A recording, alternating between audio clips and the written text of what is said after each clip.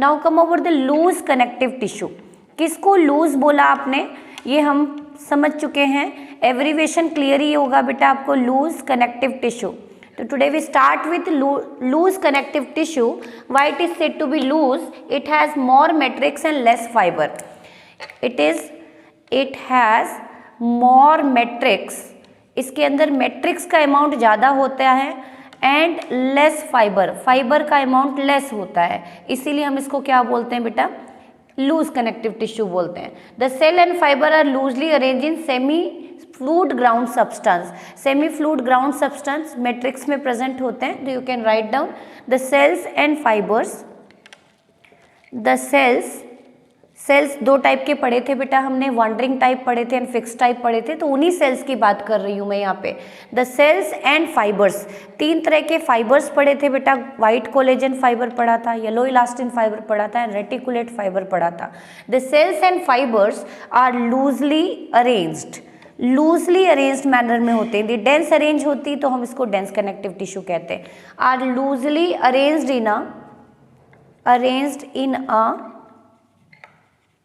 in a semi fluid ground substance और semi fluid matrix के लिए हम टर्म यूज करते हैं बेटा ग्राउंड सब्सटेंस। जब ये सेल लूजली अरेंज हैं, किन के अंदर अरेंज हैं ये फाइबर्स और सेल्स, आपके ग्राउंड सब्सटेंस में, उनको हमने कह दिया बेटा loose connective tissue. It is of two type, इसको फर्दर हमने टू टाइप में डिवाइड किया है बेटा, देख लेते हैं। तो आज का जो मेजर फोकस रहेगा हमारा types of loose connective tissue पे रहेगा। Areolar connective tissue which belong to loose connective tissue, and the second one is the most important adipose connective tissue. तो ये थी अपनी सिंपल सी क्लासिफिकेशन। देखेंगे हम क्यों एरियोलर, एरियोली का मतलब ही क्या होता है बेटा, एयर स्पेस प्रेजेंट है, तो जो इनका नेचर होता है, या आप कहें कि it is also known as spongy tissue, इसको स्पॉन्जी कनेक्टिव टिश्यू भी बोलते हैं। This is also said to be spongy connective tissue. Spongy nature का होता है, स्पॉन्ज होते हैं जो, spongy connective tissue. It is also said to be spongy due to presence of areolae, air space present होते हैं। तो आ जाते हैं हम detail explanation, areolar connective tissue कहाँ पे लोकेटेड होते हैं और क्या इनके इंपॉर्टेंट फंक्शन होते हैं, and why it is said to be areolar connective tissue, क्यों कहा जाता है इनको। फटाफट हेडिंग डाल लें, areolar connective tissue. Areolar connective tissue,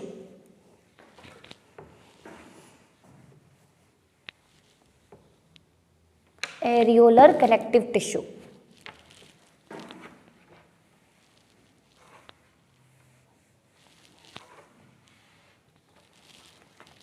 number 1, areolar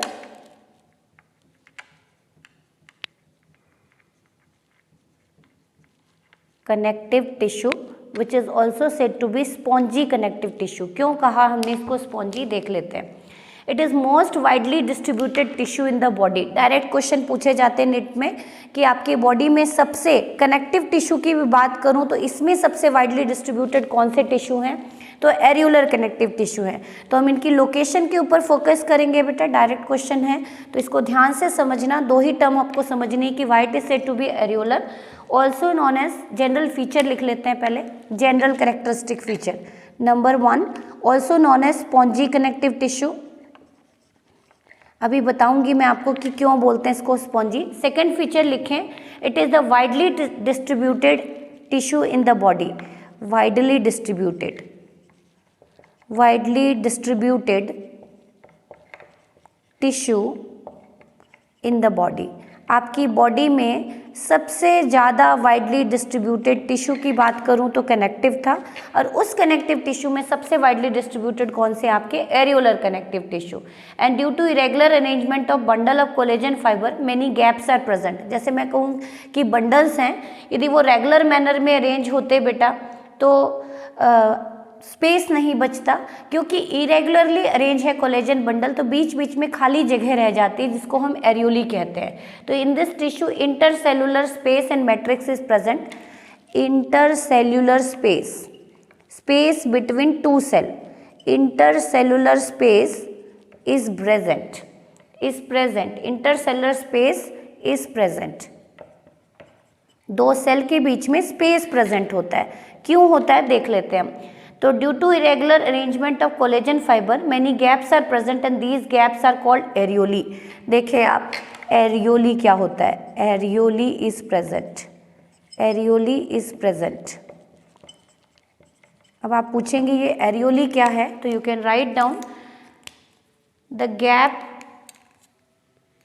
due to irregular arrangement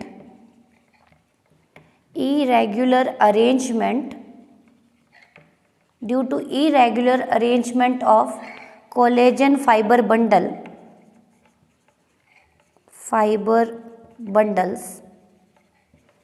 irregular arrangement है बेटा कोलेजन फाइबर बंडल्स की, gaps are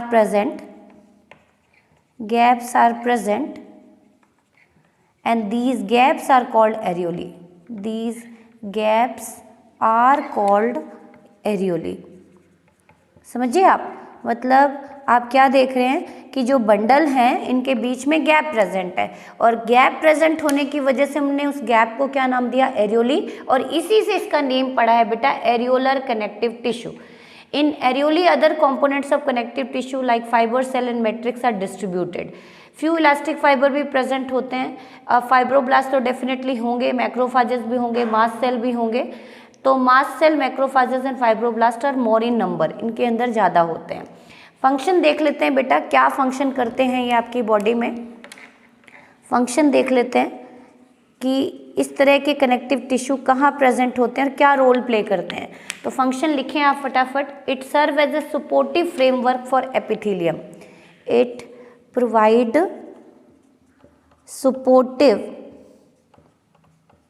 supportive framework to the epithelium। Epithelium को सपोर्टिव फ्रेमवर्क प्रोवाइड करता है। इंपॉर्टेंट है ये, ध्यान से।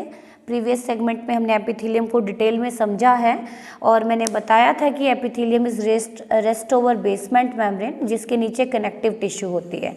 तो जनरली जितने भी एपिथीलियम है बेटा, उन सबको यदि मैं बात करूं तो कौन देते हैं बेटा supportive framework, areolar connective tissue देते हैं। नाउ कम ओवर एग्जाम्पल, कहाँ पे ये प्रेजेंट हैं और किस तरह से कहाँ पे, मतलब what is the location of areolar connective tissue. The most important question, you can write down the location. वैसे तो मैंने आपको बताया कि it is widely distributed, approximate सारे बॉडी पार्ट में डिस्ट्रीब्यूटेड है आपकी बॉडी में, लेकिन कुछ एग्जाम्पल के साथ समझेंगे। एग्जाम्पल एरियोलर कनेक्टिव टिश्यू का विद देयर लोकेशन, कि कहाँ प्रेजेंट है और क्या रोल प्ले करते होंगे। रोल तो आपको क्लियर हो गया कि it provide supportive framework to the epithelium, whether the epithelium is simple category और कंपाउंड कैटेगरी, और सर्टेन मॉडिफिकेशन भी हमने पढ़ी थी। तो एग्जाम्पल लिखें। सबसे पहला हमने बहुत सारी पढ़ी थी बेटा, एंडोमाइसियम, पेरीमाइसियम। तो इन सब, ये सारी एक्चुअल में है क्या, areolar connective tissue. You can write down. Endoneurium पढ़ा था, तो एंडोमाइसियम, माइसियम वर्ड हम किसके लिए यूज़ करते हैं, मसल्स के लिए। एंडो का मतलब inside, around single muscle fibre, around single muscle fibre. जो एरियोलर कनेक्टिव टिश्यू प्रेजेंट है, एक सिंगल मसल फाइबर के अराउंड जो एरियोलर कनेक्टिव टिश्यू प्रेजेंट है, उसके लिए क्या टर्म यूज़ किया बेटा आपने, एंडोमाइसियम। उसी तरह से हमने पेरीमाइसियम पढ़ा था, around bundle of muscle fibres, many muscle fibre, perimysium. Perimysium is the around bundles of muscle fibre, bundles of muscle fibres, है ना, मसल फाइबर के बंडल के अराउंड प्रेजेंट है। ठीक है। उसी तरह से एंडोन्यूरियम बेटा, एंडोन्यूरियम वर्ड हम किसके लिए यूज़ करेंगे, न्यूरॉन के लिए यूज़ करेंगे, नर्व फाइबर। ठीक, तो एंडोन्यूरियम किसको बोलोगे आप। ये सब मैं किसके एग्जाम्पल बता रही हूँ आपको, areolar connective tissue along with their location, around single nerve fibre, around single nerve fibre. एक नर्व फाइबर के अराउंड जो एरियोलर कनेक्टिव टिश्यू प्रेजेंट है उसको एंडोन्यूरियम कह दिया। फिर उसी तरह से सब म्यूकोसा, ट्रैकिया, ब्रोंकाई हर जगह पे प्रेजेंट है। लोकेशन लिख लें, सब म्यूकोसा लोकेशन लिखवा रही हूँ बेटा मैं आपको, कहाँ कहाँ पे। वैसे तो इट इज़ वाइडली डिस्ट्रीब्यूटेड, सभी ऑर्गन्स के चारों तरफ, सभी सेल के चारों तरफ एपिथेलियल टिश्यू को सपोर्ट करते हैं। सब म्यूकोसा ऑफ ट्रैकिया, ट्रैकिया के around, bronchi, intestine supportive framework देते हैं। किसको सपोर्टिव फ्रेमवर्क दे रहे हैं? एपिथेलियम को। इसोफेगस, स्टमक एटसेट्रा, है ना, ये सब मैंने एग्जाम्पल लिखा दी। उसी तरह से subcutanea, a thin connective continuous layer which connect skin with underlying skeletal muscle. आप लिखें जल्दी से, एक इम्पॉर्टेंट रह गया, मैं आपको एक्सप्लेन कर दूं कि हमारे स्किन को एपिथेलियल, जो स्किन है that is epithelial tissue, muscle से होल्ड करने का काम भी कौन करती है? एरियोलर कनेक्टिव टिश्यू करती है। बहुत ही इंपॉर्टेंट है, कई बार क्वेश्चन आया है। टेला सबक्यूटीनिया, टेला सबक्यूटीनिया, सब का मतलब नीचे, below, cutanea word is used for skin. Tela subcutanea देख लेते हैं कहाँ प्रेजेंट है। A thin continuous layer which connect skin with underlying skeletal muscle. आपकी स्केलेटल मसल से, स्किन इज एपिथेलियल टिश्यू, उससे कनेक्ट करके रखता है। तो देखें आप, सेटेला सबक्यूटेनिया, अ थिन सबक्यूटेनियस और अ थिन कॉन्टिन्यूस लेयर है बेटा। A thin continuous layer, continuous layer, बिल्कुल, tela subcutanea is a continuous layer which connect skin with, which connect skin, जो किसको कनेक्ट करती है? स्किन को कनेक्ट करती है। किससे कनेक्ट करती है? विच connect skin with underline skeletal muscle, with underlying skeletal muscle, है ना। जब आप मूवमेंट करते हो तो ऐसा तो नहीं स्किन स्टेशनरी है, स्किन भी जुड़ी हुई है अंडरलाइंग स्केलेटल मसल से जुड़ी हुई है, ठीक। और उसको जोड़ने का काम कौन कर रही है बेटा? आपकी एरियोलर कनेक्टिव टिश्यू कर रही है, और जिसके लिए हमने एक स्पेशल टर्म यूज़ कर दिया, टेला सबक्यूटेनिया एंड पेनिकुलस कार्नोसिस भी बोलते हैं इसको। तो ये कुछ लोकेशन देख ली, और भी हैं बेटा around blood vessel, blood vessel. तो आप देख रहे हैं कि हर जगह पे मोस्ट एबेंडेंट कनेक्टिव टिश्यू की बात करूं तो कौन सी आती है? एरियोलर। सारी जगह जहाँ जहाँ skin is the largest organ your body, आपके स्किन को स्केलेटल मसल्स के बीच में कनेक्शन एस्टेब्लिश करने का काम भी कौन कर रही है बेटा? एरियोलर। तो this is the complete explanation of areolar connective tissue. Now come over the second category, adipose connective tissue. हमारा जो आज का सेगमेंट है बेटा लूज कनेक्टिव टिश्यू पे फोकस है। फटाफट हेडिंग डालें, adipose connective tissue. Main focus करना है कि इसको हमने एरियोलर कनेक्टिव टिश्यू क्यों कहा, क्योंकि इसमें एरियोली प्रेजेंट होती है, इसीलिए क्योंकि एयर गैप प्रेजेंट है, तो इनका नेचर टफ नहीं है, स्पॉन्जी नेचर है, एंड मोस्ट इंपॉर्टेंट इनकी लोकेशन हमने देख ली। Now come over the second category. Second category is adipose connective tissue. Second category is adipose connective tissue. देखेंगे एडिपोज कनेक्टिव टिश्यू को मेन काम क्या होती हैं, किसको स्टोर करती हैं, और मेन रोल क्या है। दो तरह के फैट हमने शायद प्रीवियस सेगमेंट में डिस्कस किए थे, white fat and brown fat. उसको भी थोड़ा सा समझेंगे बेटा कि क्या है ये।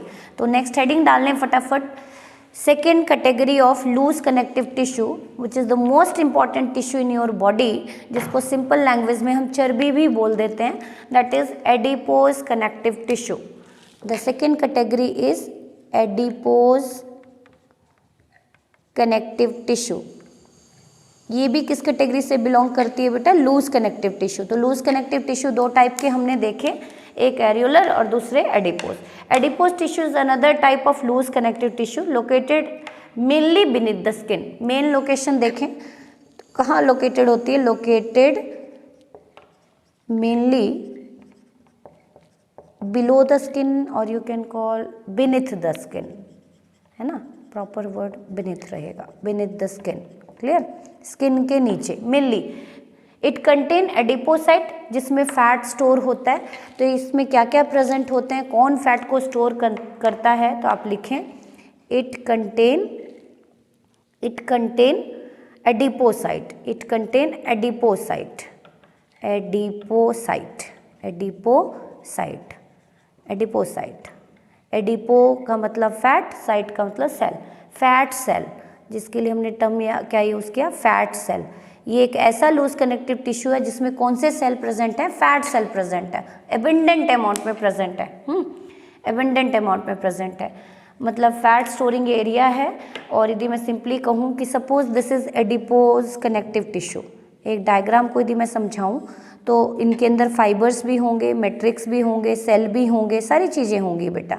लेकिन यदि मैं आपको सिंपल कहूँ कि अलोंग विथ ऑल, मैंने आपके लिए एक टर्म यूज़ किया था कनेक्टिव टिश्यू प्रॉपर, वो सारी चीज़ें हैं जो हमने प्रीवियस सेगमेंट में पढ़ा था। उसके अलावा कौन से सेल प्रेजेंट होते हैं, उसके अलावा इनमें प्रेजेंट होते हैं बेटा फैट स्टोरिंग सेल। तो यहाँ मेन फोकस मैं किस पे कर रही हूँ, फैट स्टोरिंग एरिया। और क्योंकि यहाँ पे फैट स्टोर है, ये इसको मैं फैट को अलग कलर से रिप्रेजेंट कर देती हूँ। This is fat storing area. इस पूरे साइटोप्लाज्म में फैट डिपॉजिट हो गए तो न्यूक्लियस कहाँ शिफ्ट हो गए बेटा, nucleus is shifted toward periphery. तो दिस इज प्लाज्मा मेम्ब्रेन आप कह सकते हैं। और यहाँ पे फैट स्टोर है, ये क्या दिखा दिया मैंने, fat storage area. This is nucleus, this one is plasma membrane. और इसको मैं क्या रिप्रेजेंट कर रही हूँ, एडिपोसाइट, है ना, एडिपोसाइट है ये, फैट स्टोरिंग सेल है। तो इट कंटेन एडिपोसाइट और फैट सेल इन एबंडेंट अमाउंट, बहुत ज़्यादा एबंडेंटली प्रेजेंट होते हैं, बहुत ज़्यादा नंबर में प्रेजेंट होते हैं, along with connective tissue proper. सभी चीज़ें हैं बेटा इसमें, फाइबर्स भी हैं, मैंने ड्रॉ नहीं किया, फाइबर्स भी हैं, सेल्स भी हैं, वॉन्डरिंग भी, फिक्स भी, मैट्रिक्स भी है। लेकिन उसके अलावा इसके अंदर कौन से स्पेशल सेल प्रेजेंट हैं, adipocyte cell. The cells are specialized to store fat and the excess of nutrient which are not used immediately are converted into fat and stored in this tissue.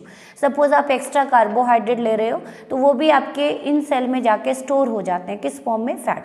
तो you can write down, इसका main काम क्या है, specialised to store fat. Function लिख लें आप, ये main आपकी बॉडी में क्या करती है, फैट को स्टोर करती है, ना। और जो भी न्यूट्रिएंट इमीडिएटली आपकी बॉडी में यूज़ नहीं हो रहे वो सब फैट में कन्वर्ट होते हैं, है ना। तो you can write down excess of nutrient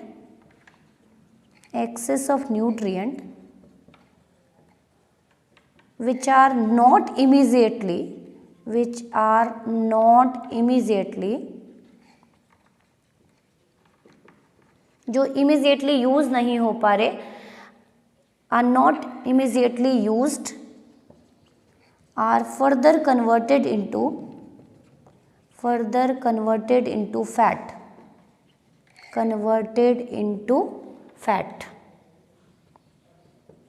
and stored in adipocyte.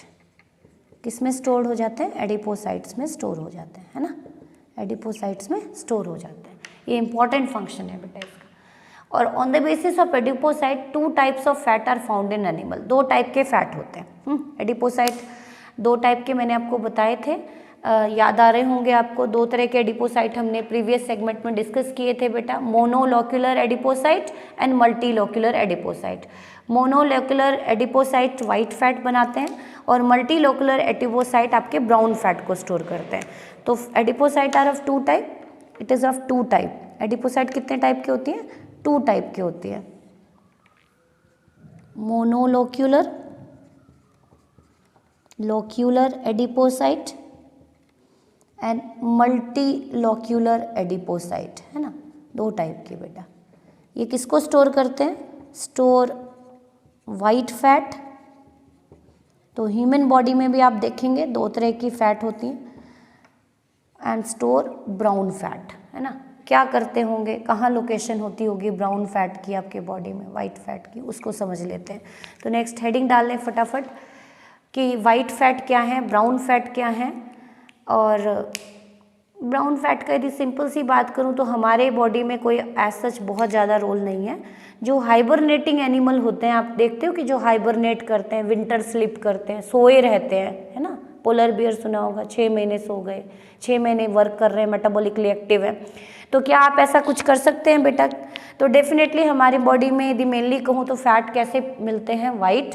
और जो हाइबरनेटिंग एनिमल हैं, हाइबरनेटिंग रोडेंट्स हैं, हाइबरनेटिंग श्रीव्स हैं, हाइबरनेटिंग बेयर्स हैं, जो विंटर स्लीप करते हैं, काफ़ी लंबे टाइम तक सोए रहते हैं, उनके बॉडी में फैट किस फॉर्म में स्टोर होता है? Brown fat. तो उनके यदि हम कनेक्टिव टिश्यू की बात करें तो किस तरह के कनेक्टिव टिश्यू मिलते हैं? मल्टीलोक्युलर एडिपोसाइट्स मिलते हैं। एडिपोज कनेक्टिव टिश्यू की बात कर रहे हैं।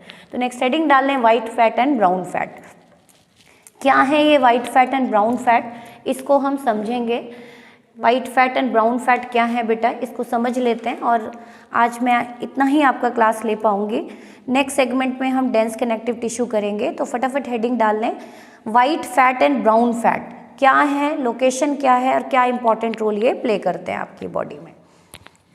White fat, it is composed of mononuclear adipocyte in which single large fat globule and less number of mitochondria are present, so they produce less amount of energy। यदि मैं simple सी बात करूं तो जो वाइट फैट है वो less energy देते हैं और ब्राउन फैट जो है वो ज़्यादा एनर्जी देते हैं। क्यों देते हैं, क्या रोल होता होगा, तो उसके बारे में समझेंगे हम। तो नेक्स्ट हेडिंग डाल लें, white fat.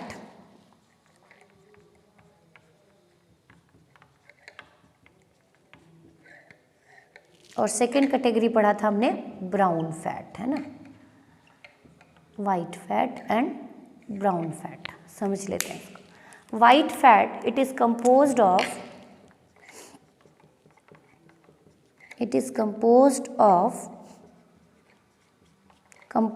Of monolocular adipocyte. ये किससे मिलके बना है वाइट फैट? मोनोलोक्यूलर एडिपोसाइट जो फैट को स्टोर कर रहा है। In which single large fat globule and less number of mitochondria is present. Monolocular adipocyte in which single fat globule, एक ही फैट ग्लोब्यूल होता है, मेनी नहीं होते, single fat globule and less number of mitochondria is present. Cell है तो सारे organelle होंगे बेटा यहाँ पे, लेकिन मैं यहाँ पे सिर्फ एक ही ऑर्गेनल का नाम दे रही हूँ। Less number of mitochondria are present. जब माइटोकॉन्ड्रिया के नंबर कम है तो ये एनर्जी क्या प्रोड्यूस करेंगे? कम प्रोड्यूस करेंगे। So they produce less energy. Less energy produce करते हैं, लेस एनर्जी। क्वेश्चन पूछा जा सकता है, why white fat produce less energy? तो आप कहेंगे कि वाइट फैट उन एडिपोसाइट से मिलके बना है जिसके अंदर सिंगल फैट ग्लोब्यूल हैं एंड नंबर ऑफ माइटोकॉन्ड्रिया क्या है बेटा? फ्यू हैं, कम है, जिसकी वजह से एनर्जी प्रोडक्शन क्या होती है? कम होती है ना। एनर्जी प्रोडक्शन क्या होती है? कम होती है। वहीं पे आप ब्राउन फैट की बात करें तो it is composed of multilocular adipocytes and abundant number of mitochondria. बहुत सारे माइटोकॉन्ड्रिया होते हैं इसके अंदर, बहुत सारे mitochondria. Clear? Number of mitochondria which produce energy. Clear? बहुत सारे माइटोकॉन्ड्रिया हैं। It produces energy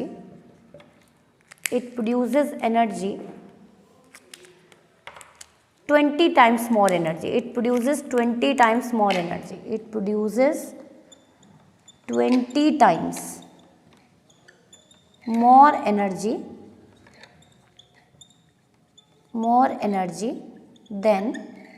than white fat, है ना। समझ गए बेटा? ये ज़्यादा एनर्जी प्रोड्यूस करता है कौन? ब्राउन। तो ब्राउन फैट में मल्टीलोकुलर एडिपोसाइट है in which many fat globules are present, in which abundant number of mitochondria along with many fat globules. इसके अंदर एक फैट ग्लोब्यूल नहीं है बेटा, मेनी फैट ग्लोब्यूल्स हैं, इसीलिए हम इसको मल्टीलोक्यूलर बोलते हैं। इसमें सिंगल फैट ग्लोब्यूल था, इसमें मेनी फैट ग्लोब्यूल है। इसमें माइटोकॉन्ड्रिया के नंबर लेस थे, यहाँ पे माइटोकॉन्ड्रिया के नंबर बहुत ज़्यादा हैं। तो इसकी एनर्जी प्रोडक्शन क्या देखी गई है? अप्रॉक्सीमेट 20 to 30 टाइम्स मोर देखी गई है। किसके कंपैरिजन में? वाइट वाइट फैट के कंपैरिजन में।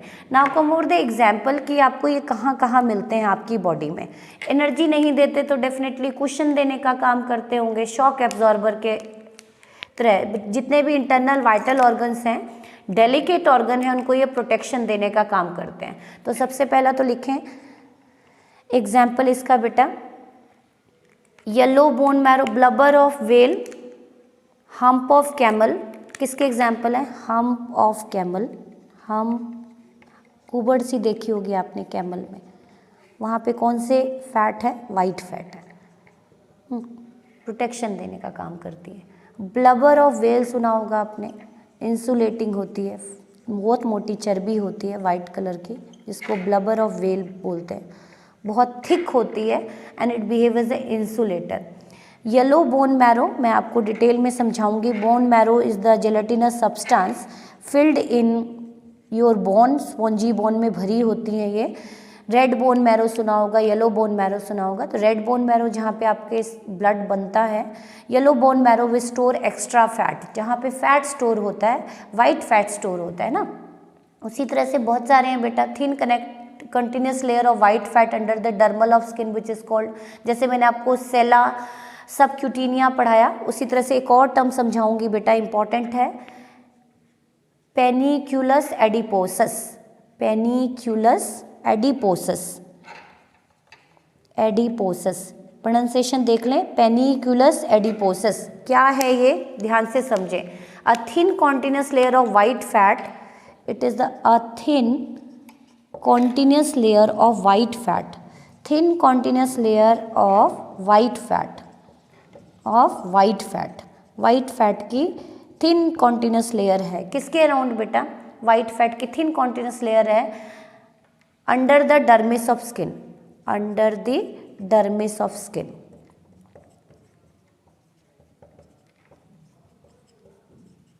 Clear? Which is under the dermis of skin, which is also called hypodermis of skin, जिसको हम हाइपोडर्मिस भी बोलते हैं। तो hump of camel, blubber of whale, yellow bone marrow, ये it is also found around delicate organ like eyeball, kidney.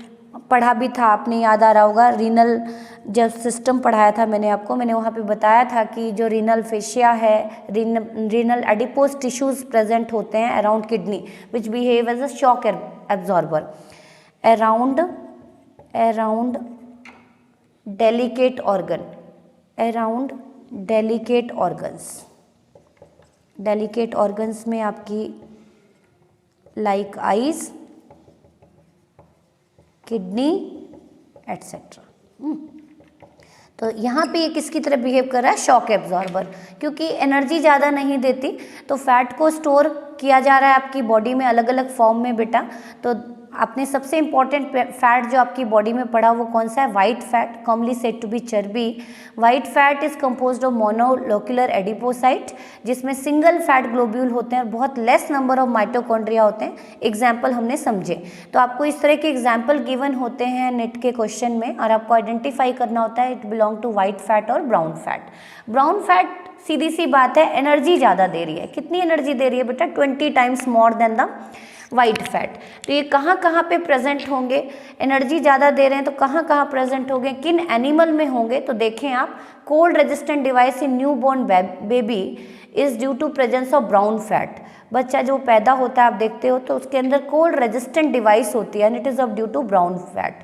Cold resistance device in new born baby, device in new born baby, जो पैदा हुआ बच्चा होता है, new born baby, new born baby due to presence of brown fat, due to presence of brown fat, है ना, brown fat.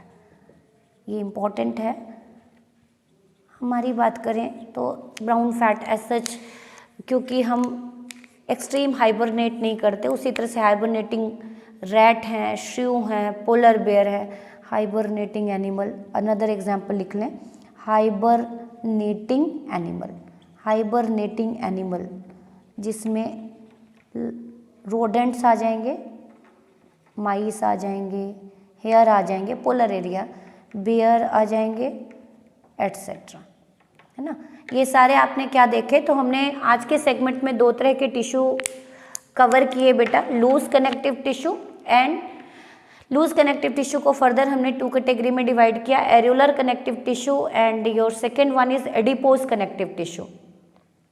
Areolar connective tissue को हमने क्यों बोला, areoli present, air space present होने की वजह से बोला। तो this is the complete explanation of loose connective tissue. Next segment में हम डिस्कस करेंगे डेंस और फाइब्रस कनेक्टिव टिश्यू कि क्यों डेंस बोला जाता है, कितने टाइप के हैं, क्या क्या एग्जाम्पल रहेंगे। Thank you so much.